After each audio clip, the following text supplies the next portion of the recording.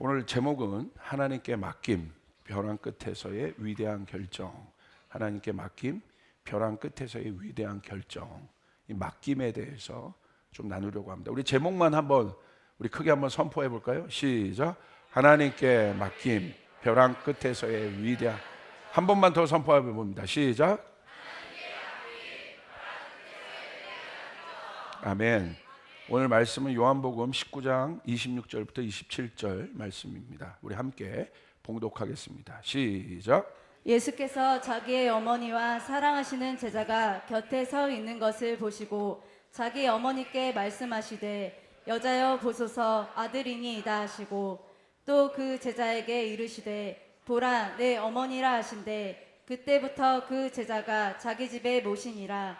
아멘. 저는 좀 이런 생각들을 해봅니다. 아마 우리 인간에게 있어서 가장 본질적이고 또 해결해야 될 문제가 바로 뭐냐면 자기 자신이 누구인지를 아는 거예요. 그래서 아마 모든 것이 그것을 향해 사실 달려가는 겁니다. 내가 누구인지를 아는 것. 근데 우리 예수 믿는 우리들은 그 방법을 알죠. 많은 사람들은, 하나님을 모르는 사람들은 자기를 발견해서 자기를 발견하고자 노력하지만 우리는 우리를 지으신 창조주 하나님을 믿습니다. 그래서 우리는 하나님을 알 때 나를 알게 된다는 거예요. 그 비밀이 풀어지게 된다는 거예요. 하나님 우리를 지으신 분이시기 때문에, 우리를 지으신 하나님의 창조주신 하나님의 생각에 우리를 지으신 의도가 있기 때문에, 뜻이 있기 때문에 하나님을 알 때 그 존재적인 문제가 우리 안에 해결되고 풀리게 되는 것입니다. 그것을 우리는 다른 말로 뭐라고 얘기하냐면 정체성이라고 얘기해요. 이 정체성이 중요한 이유는 뭐냐면요, 정체성이 분명해야 역할을 알 수 있기 때문에. 그러니까 역할이 굉장히 중요하거든요. 그러니까 사람이 참 허무해지고 어렵고 힘들어질 때 뭐냐면요, 자기 역할이 뭔지를 모를 때 굉장히 무의미하게 여겨지고 무가치하게 여겨져요. 그렇기 때문에 정체성을 안다는 것은, 제가 아버지로서의 정체성이 있잖아요. 그건 뭐가 따라오는 거예요? 아버지로서의 역할이 주어진다는 거예요. 그래서 정체성과 역할은 굉장히 중요한 관계 가운데 있습니다. 자, 우리가 그런 맥락에서 하나님과 우리와의 관계, 나와의 관계를 잘 이해할 수 있게 도와주는 단어가 있는데, 우리는 하나님과 나와 어떤 관계인가 우리를 잘 이해해 줄 수 있는 단어가 있는데, 그것이 바로 아버지와 자녀라는 단어입니다. 아버지와 자녀라는 것은 무슨 말이냐면 가족 관계라는 것이에요. 그래서 성경에서 가족에 대한 이 정의를 볼 수 있는 구절들이 있습니다. 그게 바로 뭐냐면, 가족이 뭐냐? 로마서 8장 39절 우리 한번 같이 읽도록 하겠습니다. 시작. 높음이나 깊음이나 다른 어떤 피조물이라도 우리를 우리 주 그리스도 예수 안에 있는 하나님의 사랑에서 끊을 수 없으리라. 여러분, 가족에 갖추오신 분들 혹시 계시죠? 가족이 뭔가 한번 생각해 보세요. 가족은요, 사랑의 관계로 연결되어 있는 것을 말하는 거예요. 그냥 연결되어 있는 것이 아니라 사랑의 관계로 연결되어 있는 관계가 바로 가족이라는 거예요. 그래서 이 관계는 보통의 관계와는 아주 다릅니다. 어떤 것으로도 끊을 수 없다고 얘기하고 있어요. 우리를 우리 주 그리스도 예수 안에 있는 하나님의 사랑에서 끊을 수 없느니라. 이런 믿으시길 바랍니다. 그래서 하나님이 우리를 자녀라고 부르시고 우리 하나님을 아버지라고 부르는 이 가족의 관계, 이게 가족의 관계인데, 아버지와 자녀의 관계잖아요. 이 관계는 어떤 관계냐? 사랑의 관계고, 이 사랑의 관계는 성경에서 얘기하고 있어요. 끊을 수 없는 관계라는 거예요. 이득을 위한 계약 관계는 이해타산이 끝나면 계약도 끝나고 관계도 끝나게 되는데, 그러나 언약에 기초한 이 사랑의 관계는 절대로 끊어지지 않습니다. 왜냐하면 사랑 위에 있기 때문에 그렇습니다. 자, 그렇다면 이 언약의 사랑 안에는 뭐가 있냐면요, 돌봄과 보호와 그에 대한 책임이 수반돼요. 그러니까 사랑의 관계는 추상적인 관계가 아니에요. 우리가 하나님과 언약의 관계, 사랑의 관계가 되었다는 것은 추상적인 관계가 아니라 그때부터 우리는 하나님의 돌봄과 보호 안에 있다는 사실을 여러분 믿으시길 바랍니다. 그리고 하나님은 그 일에 대해서 책임지세요. 그래서 우리는 깨닫게 되는 거예요. 내 자신이 깨닫게 되는 거예요. 아버지 하나님의 사랑과 돌봄과 보호 안에 있다는 것을 실제적으로 알게 되는 것입니다. 자, 그렇기 때문에 하나님이 이 일들을 그냥 얘기하지 않으시고 어떤 단어를 우리 가운데 주시냐면, 이 돌봄과 보호 안에 뭐가 있다고 그랬습니까? 가족관계 안에는 책임이 따릅니다. 책임은 맡아서 행하지 않으면 안 되는 임무를 말해요. 그게 책임이에요. 맡아서 행하지 않으면 안 되는 임무. 하나님이 우리를 자녀로 품으시고 우리를 돌보시기로 하신 것은 아버지로서의 정체성에 수반되는 역할이에요. 근데 그 역할이 뭐예요? 안 하면 안 되는 거예요. 반드시 해야 되는 거예요. 그걸 책임이라고 얘기합니다.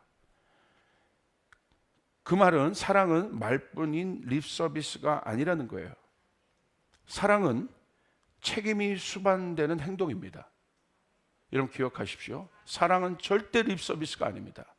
입으로만 말하는 것이 사랑이 아니에요. 사랑에는 반드시 책임이 따라요. 그리고 이 책임은 행동을 얘기하는 것입니다. 나를 향한 하나님의 사랑이 어떤 상황에서도 끊어지지 않는 사랑이란 반증이 무엇입니까? 예수님을 이 땅에 보내신 사건이에요. 하나님 우리를 책임지시는 거예요. 아멘. 왜 책임지셔요? 아버지시기 때문에. 다른 어떤 이유 없어요. 하나님 우리를 책임지신 이유는 하나예요. 하나님의 정체성이 아버지이시기 때문에. 아버지가 자녀를 책임지는 것, 아버지가 자녀를 책임지는 역할을 감당하는 것은 당연한 것입니다. 이게 뭐 특별한 게 아니에요. 당연한 것이라는 거예요. 그래서 이 책임과 역할의 관계는 아주 중요해요. 제가 현대인의 사랑에서, 현대인의 가족 관계에서 볼 때 가장 안타까운 점은 뭐냐면요, 책임이 없다는 것이에요. 책임지기를 싫어해요. 요즘 남녀 관계 보십시오. 굉장히 이기적이에요. 굉장히 사랑하는 것 같지만 그 사랑이 굉장히 피상적이에요. 그래서 어떤 그 남녀 안에 하나 되는 것들에 대한 우리 젊은 청년들 연애하는 것들을 보면요, 너희들 왜 결혼 안 해? 이렇게 물어보면요, 뭐 여러 가지 이유가 많겠지만, 뭐 재정적인 이유 여러 가지가 많겠지만 결국 뭐에 대한 거냐면 책임에 대한 것이 있는 거예요. 그것에 대한 두려움이 있는 거예요. 너희 왜 아이 안 낳아? 뭐 여러 가지 많은 이유들이 있겠지만, 재정적인 이유 여러 가지 많은 이유들이 있지만 들어보면요, 책임지는 것이 두렵다는 거예요. 다시 묻습니다. 그것이 사랑입니까? 사랑은 책임이 수반되는 거예요. 할렐루야. 부부 관계 보십시오. 왜 어려워도 힘들어도 진수성찬을 먹을 때도 있지만, 뭐 어려운 뭐 밥 한 공기에 간장 종지 하나, 요즘엔 너무 그런 건 없죠. 너무 옛날 비유입니다. 너무 옛날 비유예요. 뭐 있잖아요. 그 소설이 있지 않습니까? 예. 왕의 밥, 거린의 밥, 왕의 반찬. 뭐 하여간 뭐 있잖아요. 생각도 안 돼. 뭐 간장종지, 너무 옛날 비유였으면 선포합니다. 하여간 부부 관계도 마찬가지죠. 왜 어려워도 함께 합니까? 왜 어려워도 함께해요? 사랑의 관계이기 때문에. 사랑의 관계는 책임지는 것이요. 왜 부모님이 자녀를 위해서 그렇게 열심히 일하고 노력합니까? 왜 그렇습니까? 사랑의 관계인데 열심히 일하는 이유는 뭐예요? 자녀를 책임지고 돌보겠다는 그 역할을 알기 때문에 그렇습니다. 그래서 정체성을 안다는 것은 굉장히 중요해요. 제가 청년들을 이렇게 상담하다 보면요, 가정에 이렇게 상처를 받은 청년들이 많은데, 그것은 어떤 상처가 많냐면 경제적인 거, 뭐 관계적인 것, 이런 상처는 표면적이고요, 부모님이 그 역할을 감당하지 못했을 때 오는 어마어마한 파장들이 있어요. 좋은 거 사주고 좋은 것 입혀주지 못해서 여러분 어려운 게 아니에요. 아버지가 아버지로서의 정체성을 모를 때, 엄마가 엄마로서의 정체성을 모를 때 뭐가 여러분 깨지기 시작해요? 역할이 깨지기 시작하는 거예요. 거기서 공백이 일어나기 시작하는데 그 공백이 어마어마한 존재적인 영역에 구멍을 내기 시작하는 거예요. 그래서 거기다가 막 물을 부어도 해결이 안 되는 이유가 바로 그것입니다. 이 부분은 하나님만이 해결할 수 있습니다. 할렐루야. 하나님 안에 회복돼야 되는 것입니다. 그러므로 사랑하는 여러분, 어떤 모양으로든지 여러분 여기에 오신 분들, 이 예배를 드린 분들은 여러분 하나님 안에 있음을 선포하시길 바랍니다. 여러분의 가족은 이미 하나님 안에서 회복되었음을 선포하시길 바랍니다. 여러분의 가정이 깨진 가정이어도 여러분이 지금 하나님 안에 있기 때문에 반드시 여러분의 가정은, 여러분의 자녀들은 다음 단계, 다음 차원에서 반드시 큰 회복이 있을 것입니다. 할렐루야. 다시 한번 여러분 강조합니다. 책임이란 맡은 바 본분의 역할을 감당하는 것을 말합니다. 부모가 자녀를 돌보는 것은 부모의 역할입니다. 반대로 자녀가 부모를 공경하는 것은 자녀의 역할입니다. 남편과 아내가 서로를 돌보는 것은 부부의 역할입니다. 역할을 감당한 것에는 다른 이유가 없습니다. 본분이 그렇기 때문에 그래요. 내가 본분이 남편이기 때문에, 내가 본분이 아버지이기 때문에, 아내이기 때문에, 자녀이기 때문에 돌보는 거예요. 다른 이유가 없어요. 그것이 나의 정체성이기 때문에. 이유가 있다면 오직 하나예요. 사랑하기 때문에. 할렐루야. 다른 어떤 이유도 답이 될 수 없습니다. 목사가 성도를 돌보는 것은 목사에게 있어서 특별한 게 아니에요. 와, 목사님이 성도를 위해 기도하고 금식하고 우리 성도를 막 돌보고 상담해주고 뭐 그러시는데 와, 목사님 대단한 거 아니야? 할렐루야. 대단한 거 아닙니다. 당연한 거예요. 목사는 그래야 되는 거예요. 아멘. 그것을 싫어하는 사람들은 뭐예요? 목사하면 안 되는 거예요. 사역자 하면 안 되는 거예요. 성경에서는 그런 사람을 뭐라고 얘기해요? 사꾼이라고 얘기해요. 사계에 의해서 움직이는 사람. 그래서 주님은 이 목자에 대해서 얘기할 때 사꾼들을 조심하라고 했습니다. 당연한 거예요. 목사니까 그런 거예요. 하나님이 우리를 돌보시는 것은 당연한 것입니다. 할렐루야. 이 당연함의 능력이 있음을 믿으시길 바랍니다. 이 당연함을 누리시길 바랍니다. 이 당연함에 힘이 있습니다. 어느 교회 갔더니요, 그런 얘기를 제가 들었습니다. 이제 좀 있으면 이 목사님이 원로 목사가 되시는데 그 어느 교단의 교단법에는 원로 목사가 되려는 그 기간을 지내야 되는 기간이 있는데 은퇴가 얼마 안 남았는데 1년 전인가 2년 전인가 당회에서 모여서 목사님을 해고시켰다는 거예요. 사임시켰다는 거예요. 뭐 여러 가지 표면적인 이유를 만들어냈겠지만 제가 깊은 얘기를 들었는데 너무 씁쓸했어요. 뭐냐면요, 원로 목사가 되면 교회에서 책임을 져야 되거든. 그거 안 하겠다는 거예요. 저는 원로 목사, 할렐루야. 너무 씁쓸하지 않아요? 열심히 몇십 년을 달려왔는데 그 마지막 1년인가 2년 전에 딱 사임하고 하고, 그럼 이제 교회로서의 역할을 이미 잃어버린 거죠.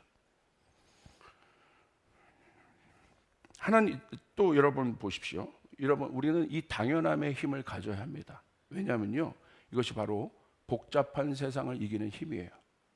당연하다는 건 뭐냐면요, 심플하다는 거예요. 간단하다는 거예요. 아버지가 자녀를 돌보는 것에 이유가 없어요.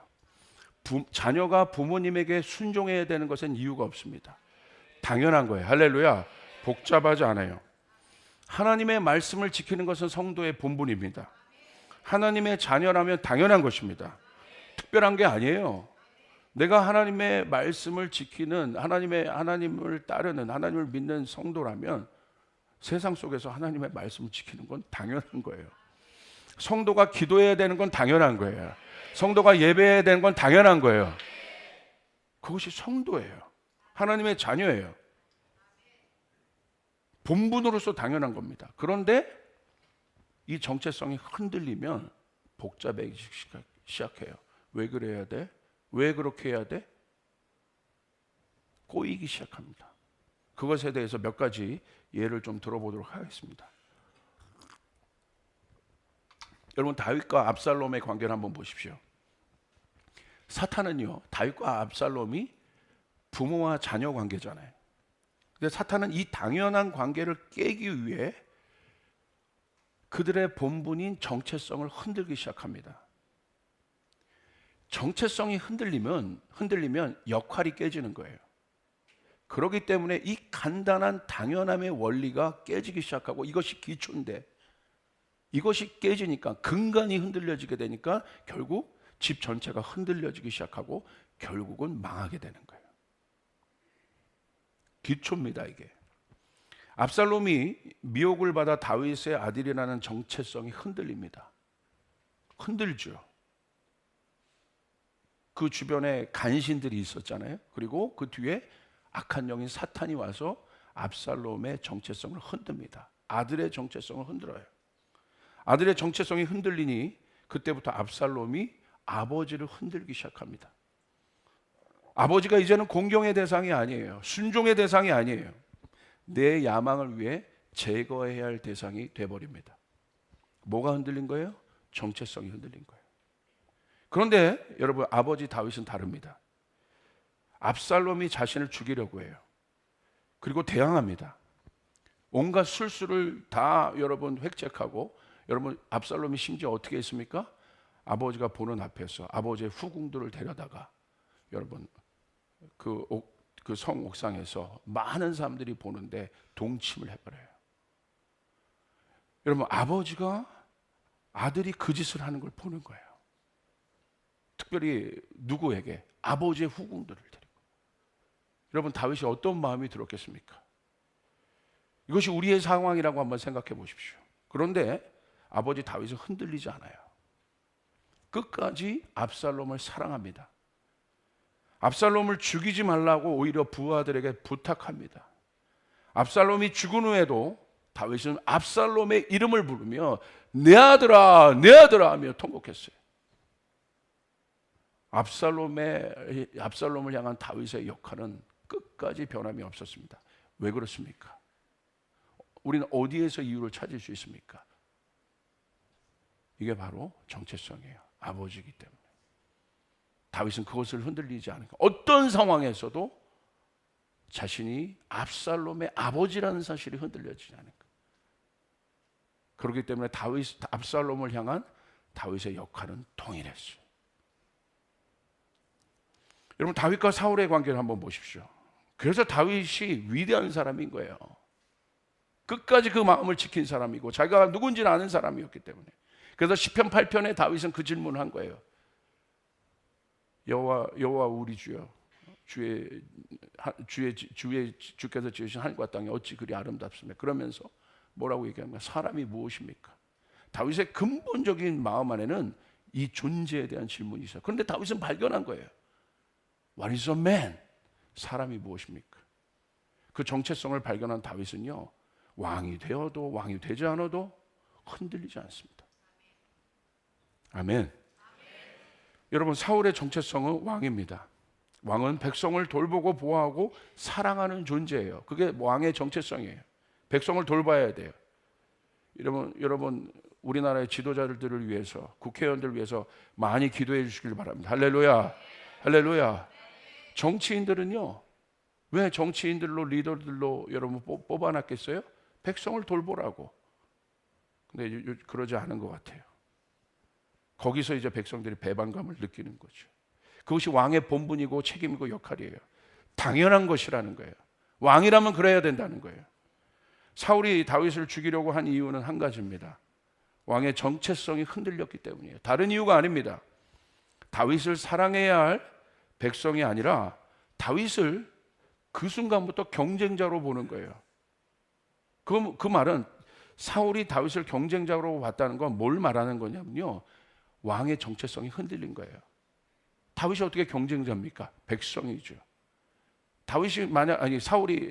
사울이 만약에 왕의 마음을 끝까지 지켰다면 다윗이 잘 돼 보세요. 어떻게 하겠습니까? 박수 쳐주죠.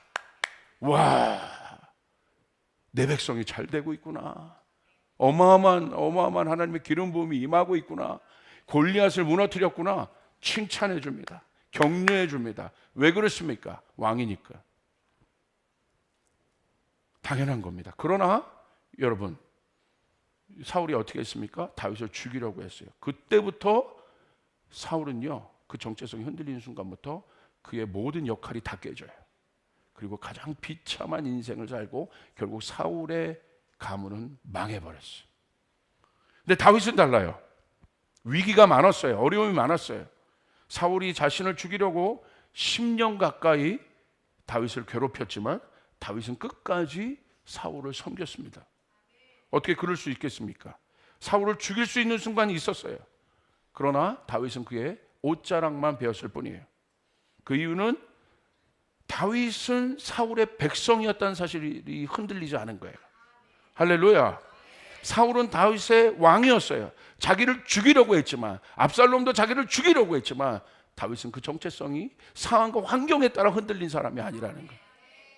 그렇기 때문에 끝까지 자신의 본분과 역할을 감당할 수 있었던 거예요. 여러분, 오늘 이 가족주일에 오늘 우리 안에 이 어마어마한 돌파가 있기를 주님의 이름으로 축복합니다. 우리의 역할이 깨어나길 바랍니다. 아버지로서의 역할이 깨어나길 바랍니다. 자녀로서의 역할이 깨어나길 바랍니다. 사단이 만들어 놓은 이 거짓말, 이 가라지가 오늘 태워지는 역사가 일어나길 바랍니다. 내 머리에서 태워지는 역사가 일어나길 바랍니다. 아멘. 여러분 믿습니까? 만약에요, 다윗이 사울을 죽였다면 자신을 죽이려는 적을, 여러분 죽이는 거는 그럴 수 있는 거잖아요. 얼마든지 그럴 수 있는 당위성이 있었어요. 그런데요, 이게 하나님의 신의 한 수예요. 만약에 제가 생각을 해보는 거예요. 다윗은 백성으로부터 정당한, 이제 앞으로 왕이 될 텐데 왕권으로서의 이 다윗의 왕권에 대한 정당성을 얻지 못했을 것입니다. 여하튼 이유와 어쨌든 왕을 뒤집어 버린 거잖아요. 구태타를 해버린 거예요. 왕은 될 수 있었지만 정당성은 얻지 못했을 거예요. 우린 그것을 이제 다윗과 하나님의 관계, 내면의 관계로 얘기하지만 실제적으로 생각을 해보세요. 신하가 왕을 죽이긴 것이기 때문에 왕권의 정당성에 큰 문제가 있습니다. 명분의 문제가 있어요. 그리고 언제든지 다윗 왕이 부족하면 괜찮고 능력 있는 신하에게 빌미를 줬을 겁니다. 야, 죽여버리자, 저거 뒤집어 버리자. 왜? 쟤도 그랬잖아. 실제적인 문제라는 거예요. 사무엘상 24장 10절부터 11절 우리 한번 같이 한번, 그 장면인데 우리 그 장면을 우리 같이 한번 읽어보겠습니다. 시작. 오늘 여호와께서 굴에서 왕을 내 손에 넘기신 것을 왕이 아셨을 것이니이다. 어떤 사람이 나를 권하여 왕을 죽이라 하였으나 내가 왕을 아껴 말하기를 나는 내 손을 들어 내 주를 해하지 아니하리니 그는 여호와의 기름 부음을 받은 자이기 때문이라 하였나이다. 11절. 내 아버지여 보소서, 내 손에 있는 왕의 옷자락을 보소서. 내가 왕을 죽이지 아니하고 겉옷자락만 베었은즉 내 손에 악이나 죄가가 없는 줄을 오늘 아실지니이다. 왕은 내 생명을 찾아 해하려 하시나 나는 왕에게 범죄한 일이 없나이다. 여러분 놀랍지요? 사울을 향한 다윗의 마음은 흔들림이 없습니다. 다윗의 판단력과 분별력과 결정의 힘은 그의 정체성에 대한 확고함으로부터 오는 거예요. 여러분의 정체성이 흔들리면 안 되는 거예요. 아멘. 내가 아버지입니까? 내가 자녀입니까? 내가 성도입니까? 내가 남편입니까? 이것에 대한 정체성이 흔들리면 안 됩니다. 할렐루야. 이게 흔들리면 헷갈리기 시작해요. 생각이 많아져요. 미혹에 빠질 수 있어요. 바른 판단을 할 수 없습니다. 하나님 앞에 주권 드린 삶을 살 수 없어요. 이게 중요한 거예요. 그 다음부터 원망이 들어오기 시작하고 불평이 나오기 시작하고 비판이 나오기 시작해요. 거기서 독을 뿜는 인생이 되는 거예요.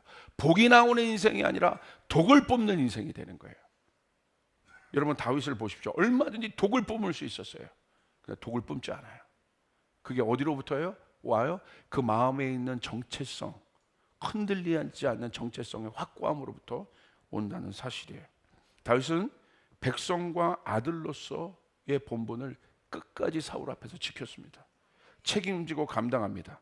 결국 이러한 다윗의 확고함이 결국 사울의 마음을 돌파합니다. 사무엘상 24장 16절 17절 보세요. 이 상황을 사울이 그대로 알게 되었어요. 자기가 죽을 수밖에 없는데 다윗의 이 고백을 듣고 사울이 알게 되었어요. 그러니까 뭐라고 고백합니까? 이제 사울의 편에서 여러분 한번 이야기를 들어보시기 바랍니다. 시작. 다윗이 사울에게 이같이 말하기를 마침에 사울이 이르되 내 아들 다윗아 이것이 내 목소리냐 하고 소리를 높여 울며 다윗에게 이르되 나는 너를 학대하되 너는 나를 선대하니 너는 나보다 의롭도다. 여러분 어떻게 보면 못난 왕이고 못난 영적 아버지잖아요. 근데 이 못난 왕과 못난 영적 아버지가 어떻게 바뀌어요?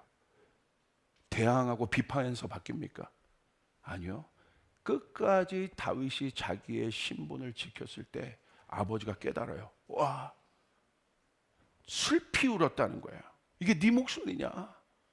그 순간 사울이 자기 자신이 왕으로서 영적인 아버지로 리더로서 다윗에게 행했던 것이 얼마나 부족한 것을 깨달아요.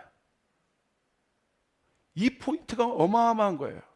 여러분의 가정에서, 여러분의 모든 영역에서 마찬가지입니다. 때로는 억울하고 힘들 수 있어요. 근데 성경은 뭐라고 얘기합니까? 그 모든 상황을 컨트롤하는 분이 주님이십니다. 하나님이십니다. 그러므로 우리는 나의 신분을 지키는 거예요. 억울하고 힘들어도 나의 정체성을 지키는 거예요. 그러면 주변이 바뀌기 시작해요. 내가 그 사람을 바꾸려면 못 바꿔요. 내가 내 자신도 못 바꾸는데 어떻게 내가 누구를 바꿉니까? 제가 그걸 깨달은 거예요. 제가 주님 앞에 가장 큰 회개가 뭐냐면 목회하면서 제가 성도를 바꾸려고 했다는 거예요. 아니 안 바뀌었다는 게 아닙니다. 할렐루야. 오해하실까 봐. 그랬다는 거예요. 그건 저의 오만이었어요. 제가 바뀌니까 바뀌어요. 내가 바뀌어야 돼요. 목사로서 내가 바뀌어야 되는 거예요. 문제는 내 자신에 있었던 거예요. 내가 더 기도하지 못했고, 내가 더 주님 앞에 엎드리지 못했고, 내가 더 성도들을 사랑하지 못했고, 축복하지 못했고, 공감하지 못했다. 이게 제 안에 있어서는 엄청난 돌파였어요. 그래서 여러분, 지금은 여러분을 사랑합니다. 아니요, 예전에도 사랑했습니다. 할렐루야. 그거더라고요.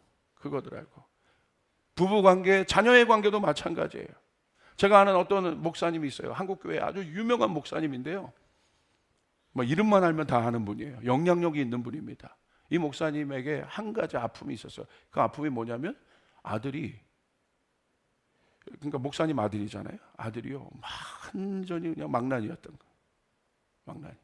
어느 정도 막 술 먹고 뭐하고 하여간 뭐 말할 수 없어요. 근데 지금은 이 아들이 굉장히 훌륭한 아들이 됐지만, 그런데 아버지가 여러분 새벽 기도에 갔다 오면 아들은 그때 술 먹고 들어오는 거예요.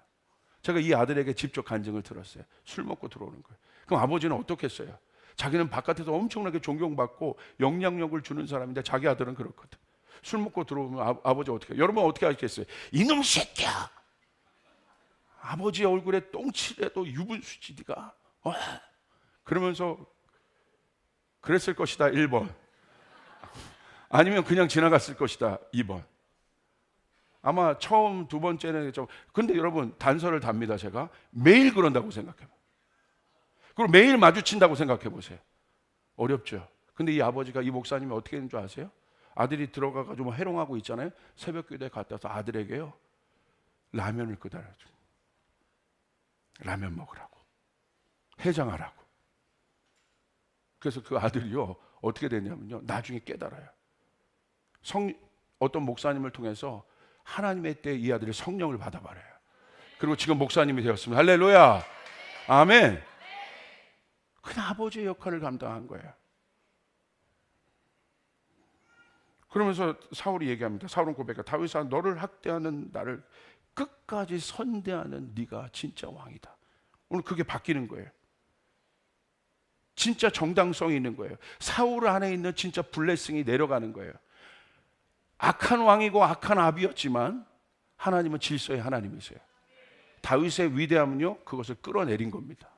그것이 오게 한 것입니다. 오늘 이 회복이 여러분 가운데 있을지어다. 그 질서가 무너지면 안 됩니다. 그걸 받아야 되는 거예요. 왜 사울에게 뭘 받아요? 아니요, 하나님의 세우신 권이에요. 오늘 다윗의 변을 보십시오. 나는 그를 죽일 수 없다. 어떤 사람이 나를 권하여 왕을 죽이라 하였으나 내가 왕을 아낀다라고 얘기해요. 어마어마한 고백 아니에요? 어떻게 아껴요 그 왕을? 근데 다윗은요 그 왕을 아낀다. 다윗은 정말 마음이 큰 사람이었어요. 그래서 예수님이요 다윗의 마음으로부터 나오잖아요. 다윗이 왕이 된 순간 예수님이 계시됩니다. 오늘 우리 가운데 이 다윗의 돌파가 있길 바랍니다. 할렐루야. 다윗이 사울을 해하지 않았던 건 그가 기름 부음 받았기 때문에. 여러분 이 시대는 너무나 복잡합니다. 제가 이 현대인들에 있어서 가장 문제가 뭐냐고 생각하면요, 복잡해요. 너무 많이 듣고 너무 많이 알고 너무 많이 경험해요. 그래서 하나님의 말씀이 들어갈 자리가 없어요. 순수하게 하나님의 말씀을 받는 사람이 참 드물어요. 그냥 자녀이고 아들이고 성도이면 그냥 받으면 되는데, 아멘 하면 되는데, 할렐루야, 복잡한 거예요. 생각이 많아요. 그래서 순수한 예배를 우리는 드리지 못해요. 하나님이 원하시는 예배를 드리지 못해요. 다 자기 생각들이. 오늘 나사렛 예수 이름으로 이 자기 생각이 깨지길 바랍니다. 할렐루야. 여기 아주 중요한 영적 원리가 있습니다. 내 삶이 복잡한 이유는 정체성이 흔들렸기 때문이에요. 여러분 예배도 마찬가지예요. 목사님이 설교를 잘한다고 여러분 내가 오늘 은혜 받은 거가 아니고, 여러분 예배팀이 기름 부은 예배를 했다고 내가 은혜를 받은 게 아니에요. 여러분 안에 달려 있습니다. 사람일 뿐이에요. 하나님이 부어주셔야 되는 거예요. 하나님이 은혜를 주셔야 되는 거예요. 할렐루야. 목사도 그거 착각하면 안 돼요. 내가 뭐 되는 것처럼. 하나님이 도와주셔야 돼요. 내가 오늘 설교를 죽 썼어도 하나님이 도와주시면 역사가 일어나게 되는 거예요. 내가 스스로 설교를 잘했다고 생각해도 하나님이 안 도와주시면 아무것도 아니란 말이에요. 흔들리면 안 됩니다. 내 삶이 복잡한 이유는, 여기 복잡한 분 계십니까? 복잡한 이유는 정체성이 흔들렸기 때문이에요. 정체성이 흔들리거나 상실되었을 때 나타나는 현상이 바로 생각이 많아지는 거예요. 생각이 많아지면 복잡해요. 아담과 하와가 정체성이 흔들려집니다. 너는 하나님의 자녀인데 사단이 와서 하나님 되라고 얘기합니다. 그때부터 아담과 하와가 생각이 많아지는 거예요. 혼적인 사람이 되는 겁니다. 그래서 여러분 능력을 잃어버린 거예요. 백부장 보십시오. 생각이 없어요. 생각이 없다는 게 IQ가 낮다는 얘기입니까? 책을 많이 안 읽었다는 얘기입니까? 아니잖아요. 단순하다는 얘기예요. 오늘 그 단순함의 능력이 여러분 가운데 있을지어다. 아멘. 아멘. 회의할 때도 그래서 회의하지 말라는 거예요. 교회에서 기도하라는 거예요. 그리고 의견 나누라는 거예요. 그러면 성령이 도와주시는 겁니다. 아멘.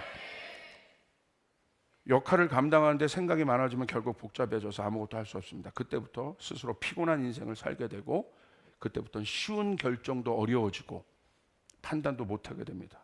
그래서 사단이 언제나 우리를 공격하는 건 뭡니까? 정체성을 흔드는 거예요. 그때부터 당연한 것이 되지 않습니다.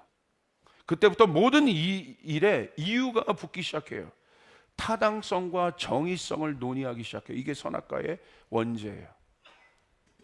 내가 타당하면 받아들이고 타당하지 않으면 안 받아들이겠다. 내가 공경할 만하면 내가 저 사람 공경하고, 공경할 것이 내 안에 꺼리가 없으면 저 사람 내가 공경하지 않겠다는 거예요. 여러분 전적인 맞는 인생 같지만 여러분 혼적인 사람이에요. 예수님의 제자들 보십시오. 사람들 보십시오. 예수님이 능력을 행했을 땐 예수님을 따르고 공경하여 그를 따랐어요. 그러나 그들은 다 혼적인 사람이었어요. 어떻게 됐습니까? 자아가 죽지 않은 사람이었어요. 어떻게 됐습니까? 예수님이 십자가에 처참하게 매달리니까 여러분 침을 뱉고 돌을 던지며 저주하여 예수님을 떠났습니다. 문제가 뭐예요? 자기인 거예요. 자기가. 오늘 이것이 깨지길 바랍니다. 여러분 가인을 보십시오. 동생인 아벨을 돌보는 것은 형으로서 당연한 거예요. 아벨이 그렇게 됐을 때 하나님이 묻습니다. 네 아우가 어떻게 됐냐? 근데 가인이 뭐라고 해요? 생각이 많아지죠. 뭐라고 합니까? 내가 아벨을 돌보는 사람입니까? 그 당연한 것이 흔들렸기 때문에 당연한 질문을 하는데 당연한 것을 대답 못해요. 여러분 이게 혼적인 신앙이에요. 당연한 거잖아요. 네 동생이 어떻게 됐냐? 물어볼 수 있는 거잖아요. 근데 왜 나에게 동생을 물어보자는 거야? 남입니까? 아니잖아요. 탕자의 형 보십시오. 돌아온 탕자로 회복시키는 것은 아버지로서 당연한 거예요. 할렐루야. 조건 없이 돌아온 탕자를 회복시키는 건 당연한 거예요. 근데 형은 뭐라고 그래요? 왜 아우를 돌보냐는 거예요. 생각이 많아져요. 이해되지 않습니다. 왜 그렇습니까? 정체성이 흔들립니다. 아버지가 어떻게 돌파합니까? 얘야, 너도 내 아들이다. 내게 있는 게 다 네 것이야. 당연한 겁니다. 탕자만 다 주는 게 아니에요. 근데 여기서 계산하고 있는 거야. 왜? 이게 흔들렸기 때문에. 아버지 왜 저러지? 저런 새끼가 저거 받을 만한 자격이 있어? 자격을 논합니다. 감히. 지 것도 아닌데 아직. 감히 자격을 논해요. 받을 만한 거냐고. 자기는 얼마나 깨끗해서. 그렇죠? 아버지가 주시는 거예요. 아버지가 조건 없이 주셔야 여러분 자녀가 보게 되는 거예요. 할렐루야. 아멘. 다 네 것이라고 얘기합니다. 여러분 이삭을 보십시오. 아버지와 함께 모리아 산으로 갑니다. 모리아 산으로 간 이유는 무엇입니까? 얼마나 많은 질문이 있었겠습니까? 그런데 질문하지 않아요. 순종해요. 죽기까지 순종해요. 왜 그렇습니까? 아들이기 때문에. 이삭이 모자란 사람입니까? 정신병원에 약 먹는 사람이에요? 장애가 있습니까? 아니잖아요. 아들이니까. 우리는 이 사단이요, 이 당연함의 근간을 흔들고 있다는 거예요, 지금. 이 당연함의 근간을. 신앙은 복잡한 게 아니에요.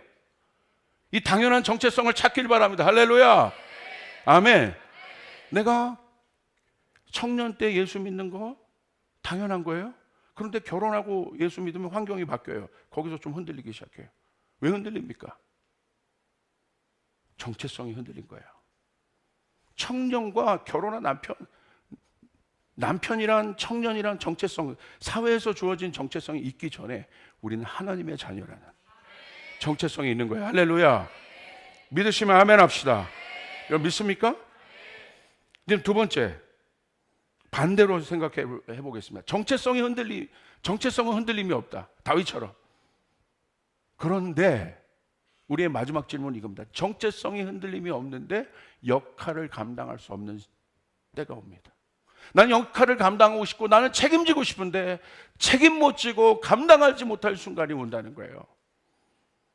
그것이 아마 우리 성도들의 고민일 것 같습니다. 우리의 고민일 것 같고, 이 시대에 열심히 하나님 말씀 붙잡고 살아가는 성도들의 고민인 것 같습니다.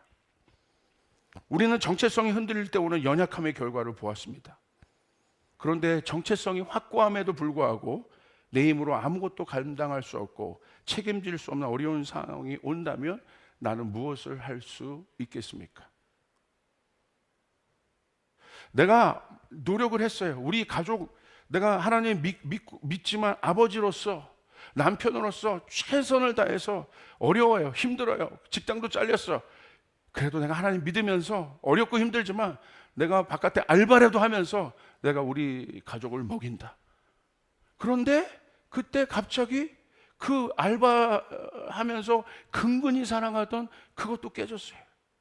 갑자기 그것도 어려워졌어. 내가 다리도 부러졌어. 그래서 그것도 못해. 저희 아버지가 저희를 키우실 때 그 마음이 있었어요. 어떤 마음이 있었냐면, 어렵잖아요. 신학생이 되었고 아이들은 있고. 그러니까 아버지가 일용직 노동하는 노동시장에 아버지가 가셨어요. 왜? 저녁에 신학교 다니고 노가다라도 해서라도 먹여야 되니까. 그런데 아버지가 그냥 오시는 거예요. 나중에 제가 들었어요. 왜 오세요? 왜 오냐고 물었더니 너무 연약해 보이는지 쉽게 말하면 아무도 자기를 콜링하는 사람이 없었다는 거야. 하나님만 콜링하지 세상 여러분 사장님들은 콜링을 안 하더라는 거죠. 그래서 터덜터덜 오는 거예요. 제가 봐도 저희 아버지는 이렇게 망치질 하나를 잘 못합니다. 이 외동아들로 잘 커가지고. 그러니까 이게 사회생활 나갔을 때는 다 어머니가 하는 거, 드릴 받고 왔다. 그것이 저희 가문에 저에게 흘렀습니다. 할렐루야. 부끄러운 고백입니다. 그거 못하잖아요. 그럼 저희 아버지가 뭘 할 수 있겠습니까? 아버지 흔들리지 않아서, 아버지로서 어렵지만 아버지로서의 역할 포기하지 않았고 정체성 포기하지 않았고 최선을 다하려고 하는데 노동시장도 나갔는데 답이 없어요. 먹고 살 길이 없어요. 근데 신학교도 가야 돼. 어떻게 하겠습니까? 아무것도 할 수 없는, 감당할 수 없는, 여러분 벼랑 끝에 내몰린 순간, 여러분 모세 보십시오. 벼랑 끝에 내몰린 순간이 있어요. 모세가 그 홍해 앞에서 어떻게 했겠습니까? 흔들림이 없어요. 지도자로서 흔들림이 없어요. 그런데 홍해가 있는 거예요. 어떻게 했겠냐는 거예요. 어떻게. 내가 만약에 그와 같은 벼랑 끝의 상황이라면, 나는 하나님을 신뢰하는 것도 나는 흔들림이 없는데 만약에 그 벼랑 끝이라면 어떻게 했겠냐는 거예요. 답답하죠. 다윗 보십시오. 어떻게 했겠냐는 거예요. 다니엘 사자굴에 갇혔을 때 어떻게 했겠습니까? 그는 거기서도 흔들림이 없었습니다. 요셉 보십시오. 감옥에서 어떻게 했겠습니까? 하나님을 신뢰하는 거 흔들림이 없습니다. 근데 감옥에서 자기가 할 수 있는 것들이 아무것도 없습니다. 정체성은 분명한데 역할을 감당할 수 없을 때, 감옥에 갇힌 제자들 보십시오. 예수님 사랑하고 하나님 사랑하는 건 분명해요. 말씀 지키는 건 분명해요. 그러나 그 속에서 착고에 매여서 갇힌 채 아무것도 할 수 없을 때, 여러분 십자가에 달린 예수님의 모습을 보십시오. 어떻게 하셨겠습니까? 시편 23편의 푸른 초장과 실만한 물가를 지나지만 다윗의 인생을 보십시오. 사망의 음침한 골짜기를 지날 때도 있다는 거예요. 거기서 어떻게 했겠습니까? 여러분은 어떻습니까? 혹시 그런 시간들을 통과하는 분이 있습니까? 나는 하나님 믿고 내가 가장으로서, 성도로서, 직분자로서 최선을 다하여 살고 싶고 그렇게 하나님 앞에 기도하고 아둥바둥하지만 상황은 점점 벼랑 끝에 몰려있는 그런 상황 속에서, 거기서 오는 어마어마한 자괴감이 있습니다. 아버지로서의 역할을 감당하지 못하는 것 같고 엄마로서의 역할을 감당하지 못하는 자괴감이 있어요. 그 자괴감의 소리가 사실 들립니다. 있어요.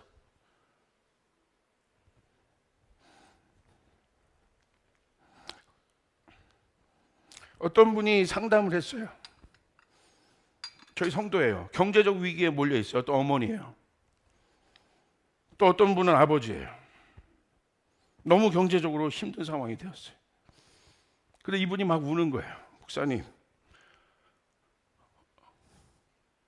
저는 괜찮은데 제가 엄마로서, 아버지로서 이 상황을 감당하지 못하는 게 아파요. 그래서 힘내라고, 아주 저는 거기서 이제 상담할 때는 약해지지 않습니다. 단호하게 성전기도 3개월 나가야지만 전화를 끊고 통곡에 통곡. 내 마음에 하나님 어떻게 합니까? 괴롭습니다. 저 영혼이 발버둥 치고 있습니다. 갑자기 이런 상황이 되었어요. 아버지로서, 어머니로서 애들 생각하면 답답하고 힘들고 내 인생은 왜 이렇게 되었나. 그런데 하나님 붙잡고 있고 아무것도 할 수 없어. 간절한 기도가 나오더라고요. 오늘 이와 같은 상황이 있어요. 출애굽기 2장 1절부터 3절에 보니까 그게 바로 누구냐면 모세의 어머니 요게벳입니다. 아까 요게벳의 노래를 여러분 들으셨잖아요. 우리 한번 같이 읽어볼까요? 요게벳의 상황을 한번 읽어볼까요? 시작.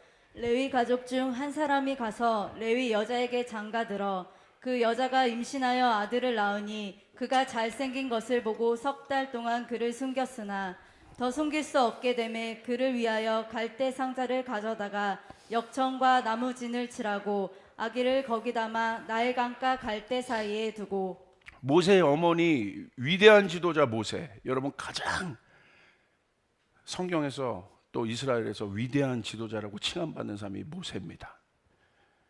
이 모세를 길러준 모세의 어머니, 위대한 사람 뒤에는 위대한 사람을 돌본 사람들이 있습니다. 그분이 요게벳이에요. 요게벳은요 합성어입니다. 요는 하나님을 뜻해요. 뭐 엘, 야 이런 것이 다 하나님을 뜻하잖아요. 그런 것처럼 이름에 엘이 들어가면 이제 하나님을 뜻하는 거죠. 그래서 저는 두 딸 이름에 다 엘을 넣습니다.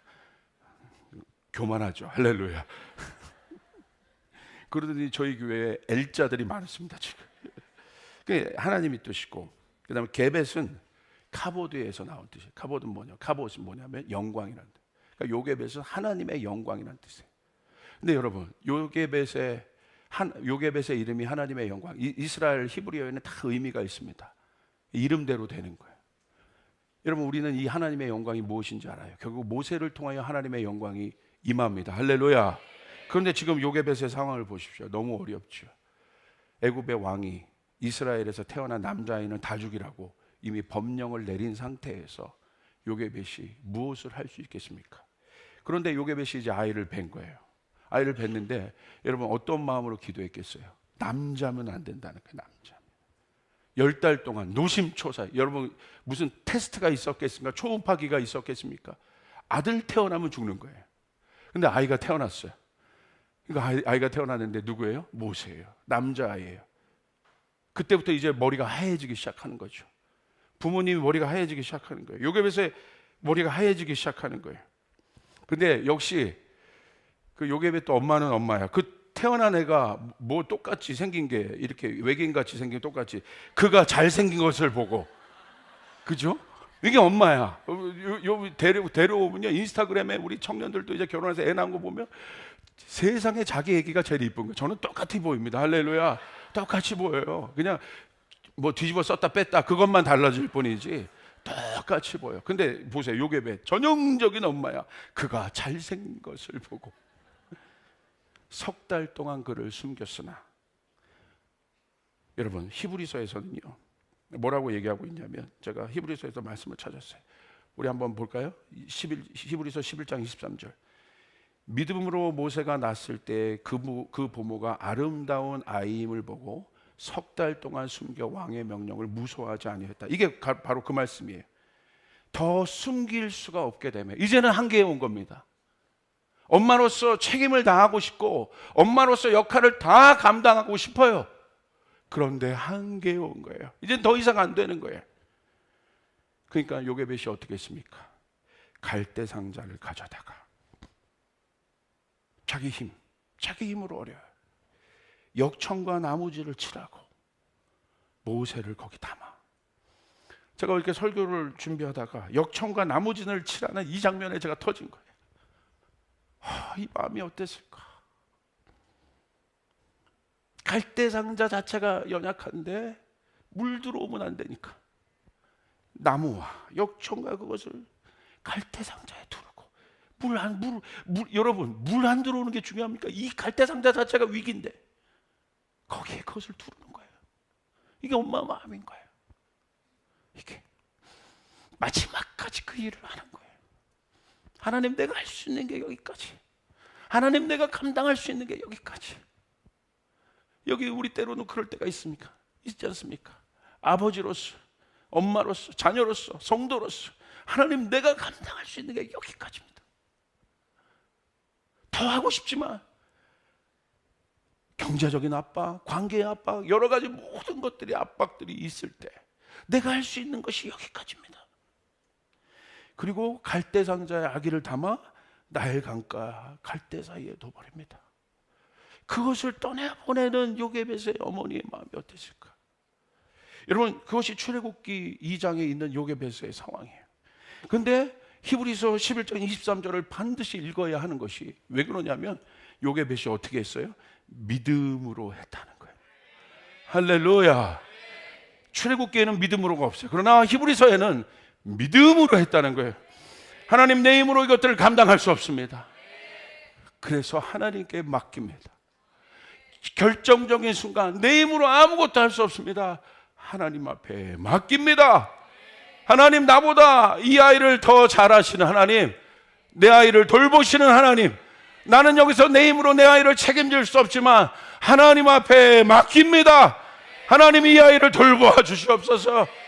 이 기도를 하는 어미의 마음과 아비의 마음과 우리의 마음들, 우리 아버지가 그 마음이었던 거죠. 하나님, 노동시장에 갔다가 터벅터벅 들어오는데 얼마나 자괴감이 있었겠어요. 등록금도 내야 되고 이것도 해야 되고 먹을 것도 있어요. 근데 올 때 아버지가 기억이 납니다. 절대 우리에게 약한 모습, 연약한 모습, 없는 모습 보이지 않았어요. 상황은 없는데 저기 가가지고 까만 비닐봉지 이게 털털털 들러온 거예요. 거기 뭐가 있었냐? 비비빅이 있었어요. 할렐루야. 비비빅. 이 마음이었더라. 쌀통을 본데 쌀이 없어요. 무슨 마음이었을까? 우리 아버지는 무슨 마음이었을까? 이 마음이었다. 우리 앞에서는 웃었지만 뒤에서 하나님 갈대상자에 이 모든 문제를 놓고 하나님 앞에 맡겨드리는 거예요. 하나님, 내 자식이 아닙니다. 내 가정이 아닙니다. 할렐루야. 여러분, 그때 놀라운 일들을 경험했어요. 저희 나단 목사도 있잖아요.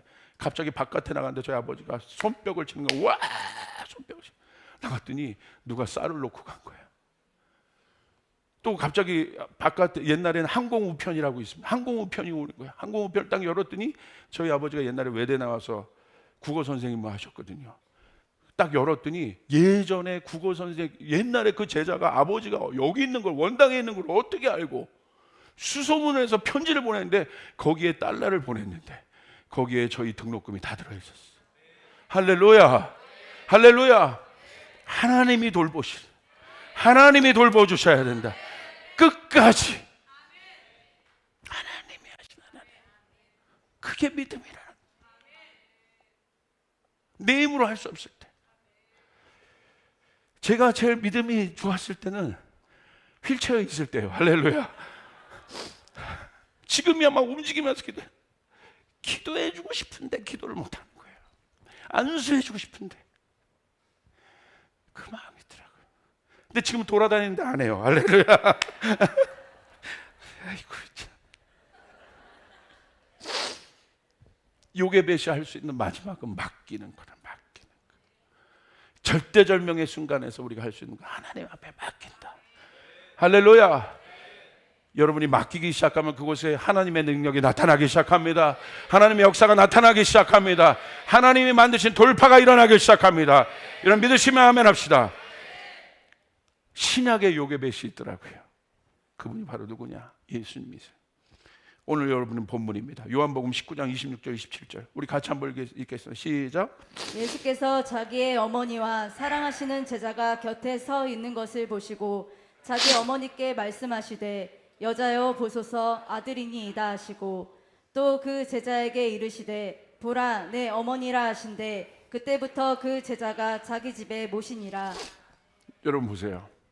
예수님이 십자가에 달려 돌아가십니다. 예수님의 마지막 고민은 자신의 친어머니. 이제 못 돌보잖아요. 와, 예수님이 이렇게 하세요. 갑자기 천군 천사여 움직여서 저 사람을 도우라, 우리 어머니를, 저 여인을 도우라가 아니라 그 옆에 사랑하는 제자가 있는 것을 보시고 이렇게 얘기합니다. 자기 어머니에게 말씀하시되 여자여 보소서 아들이니이다. 이건 이 이야기입니다. 어머니, 저는 떠나지만 여기 있는 영적 아들이 어머니에게 제 대신 아들의 역할을 해드릴 것입니다. 그리고 제자들에게 이를 때 뭐라고 또 얘기합니까? 보라, 네 어머니를. 그때부터 뭐라고 되어 있습니까? 실제적으로 그때부터 제자가 자기 집에 모시느니라. 예수님의 사랑은 추상적이지 않습니다. 실제적인 거예요. 우리 어머니를 돌봐다오. 우리의 돌봄은 실제적인 것이에요. 립 서비스가 아닌 거예요. 이것이 하나님의 사랑이에요. 이것이 예수님의 사랑이에요. 여러분 믿으시면 아멘 합시다. 하나님 앞에 맡기. 벼랑 끝에 있는 나를 위해 보여주는 하늘의 돌봄과 보호와 축복의 시작이 그 맡김으로부터 시작됩니다. 최선을 다해 본분을 다해야 합니다. 그러나 마지막은 하나님께 맡겨드려야 되는 거예요. 여러분의 자녀를 위해서, 여러분의 가족을 위해서, 여러분 몸된 교회를 위해서 최선을 다하여 섬기십시오. 할렐루야. 그러나 마지막은 하나님 앞에 맡겨드려야 되는 것입니다. 이것을 잊지 말아야 돼요. 이것이 오늘 우리 가족주일날 우리가 명심해야 될 것이에요. 오늘 우리에게 갈대 상자가 있습니다. 여러분 한번 손을 이렇게 한번 해보세요. 갈대 상자, 여기다 뭘 담으시겠어요? 이 갈대 상자를 띄워보내야 되는 거예요. 내 근심, 내 걱정, 나는 연약하고 부족하고 내 힘은 여기까지지만 여기에 담아 띄워보내야 돼요. 거기서 하나님의 돌봄이 있습니다. 여러분 모세가 나중에 어떻게 됩니까? 이스라엘 백성이 이끌고 광야에 성막을 세워 하나님의 영광이 임하게 한 요게벳의 이름대로 그 일들이 이루어지는 거예요. 제 친구가 어머니와 제 친구가 어떤 자기 친어머니하고 굉장히 안 좋은 사이 가운데 갔었어요. 그래서 한 5년을 말을 안 하더라고. 어머니가 고집이 센 분이에요. 그래서 저한테 전화해서, 제가 친구니까, 제 친구 목사한테 아들이 왜 저러냐고 막 그러시는 거예요. 전화를 못 하고. 그래서 제가 친구한테 전화해서, 야, 누구 목사, 뭐 어머니 잘해. 어머니가 사실은 찾아. 한 번만 가면 돼. 근데 그게 안 되더라고. 그래서 제가 한 3, 4년을 뒤에서 아들 역할을 했던 것 같아요. 어려우면 뭐 전화드리고, 어머니 전화해서 아들 욕해 굉장히 같이 해요. 그러면 또 같이 욕해드리면 또 싫어해요. 할렐루야. 어쩌면 어떻게 하라고 저보고. 저는 그 마음에 맞춰 그것을 해드린 건데. 그런데 결국은 아들을 막 칭찬하고, 그래도 그 목사가요 대단해요 어머니, 저보다 낫고요, 잘해. 그러면 아휴 뭐 그럴까 막. 근데 결국 나중에 한 3, 4년 지나다가 하나님의 극적인 순간들을 통해서 화해가 일어났습니다. 오늘 이 말씀을 준비하는데 그 마음을 맡겨드리는 거예요. 오늘 우리는 맡길 수 있는 자지만 맡을 수 있는 자임을 여러분 명심하시고, 여러분 맡김과 동시에 맡음의 축복이 오늘 사랑하는 여러분에게, 우리 조이풀 교회에게 있기를 주님의 이름으로 축복합니다. 할렐루야. 우리 주님께 영광의 박수 올려드리겠습니다.